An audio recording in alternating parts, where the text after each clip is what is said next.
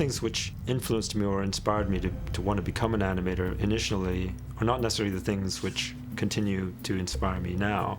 Like, as I've grown older and more experienced, my tastes have changed. I try to draw from a lot of different sources. The most important one being personal observation, just looking at your environment, architecture, people, studying the way people look. I've spent the latter half of my life observing fantastic things, but it's always after the fact. That changes now. You can only create in the way that feels the most natural and instinctive to you, and you have to be true to that. Trying to imitate something that pre-exists or that's predetermined tends to create work that's very inbred and staid and not fresh. You got a million UDs standing around collecting dust. I try very much to avoid those kinds of formulas. So in that sense, I'm approaching it as if I'm inventing a way of using the medium. Originally, I started doing animation without any voices at all because, in a sense, I wanted my animation to be pure. But in the end, it only serves to enrich the experience from the viewer's point of view. What the hell was that? Don't move. Whatever medium you're working in, what you're really interested in is the emotional experience that the viewer gets, the audience gets, from looking at it.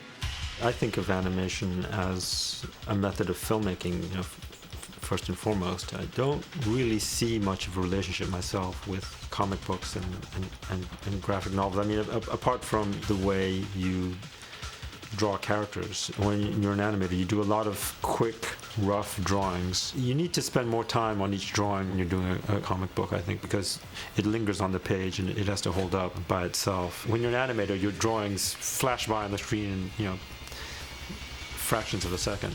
And one way to think of animation is the control of the subliminal image, because you're looking at a rapid succession of images that flash so fast that they only register subliminally. And I like that elusive quality of the image in animation. But a man like you does not understand such a thing by being lectured. You must experience it. I'm very fortunate to have a really, I think, a very top-notch crew here. A lot of these animators and other artists are people that I've worked with over the years, and so I'm able to select them and assign them jobs which they are best suited for, depending on their individual talents. So if somebody's good at drawing effects or close-ups, then they'll get those scenes. Other artists are better at doing fast action scenes, and so forth. Very often I'll look at the way another designer has done something and I'll say, well, that's fine, except I just wish that he would do this a little more, like put more emphasis here and less emphasis there. Creating is as much knowing what to avoid doing as knowing what you have to hit. Here, they are appreciated for what they truly are. Art. The computer allows you to do a lot of things that are just prohibitive to do by hand, and it's also faster. Doing things digitally, it allows you to keep things organic throughout. You can keep making creative decisions all throughout the process, whereas traditionally you had to pre-plan everything exactly how it was going to be beforehand.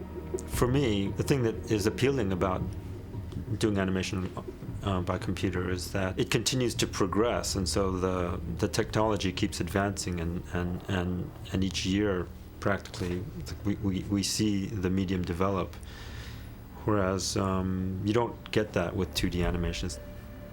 In the end, I think whether the character is drawn by hand or it's generated by a computer program, I think the audience doesn't care, really. It's what the character and the story is able to convey emotionally.